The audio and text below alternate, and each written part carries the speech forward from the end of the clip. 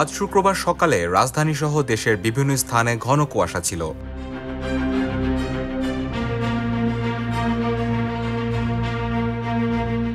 গতকাল বৃহস্পতিবার থেকেই দেশের বিভিন্ন স্থানে শীতের প্রকোপ শুরু হয়েছে। শুক্রবার তাপমাত্রা আরও কমেছে। এতে দেশের দুই জেলা সিরাজগঞ্জ ও পঞ্চগড়ে বয়ে যাচ্ছে শৈত্যপ্রবাহ। আজ আবহাওয়া অধিদপ্তর এসব তথ্য দেয়।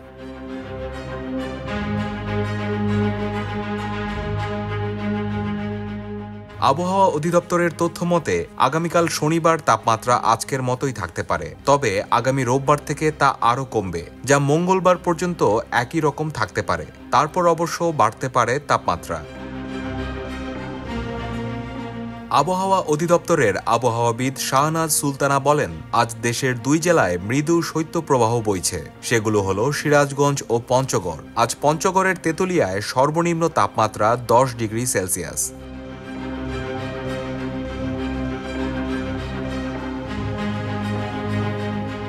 আজ দেশের অন্যান্য স্থানের মতো রাজধানীতেও কমেছে তাপমাত্রা। আজ নগরীর সর্বনিম্ন তাপমাত্রা রেকর্ড করা হয়েছে 13.4 ডিগ্রি সেলসিয়াস। গতকাল তা ছিল 13.8 ডিগ্রি সেলসিয়াস।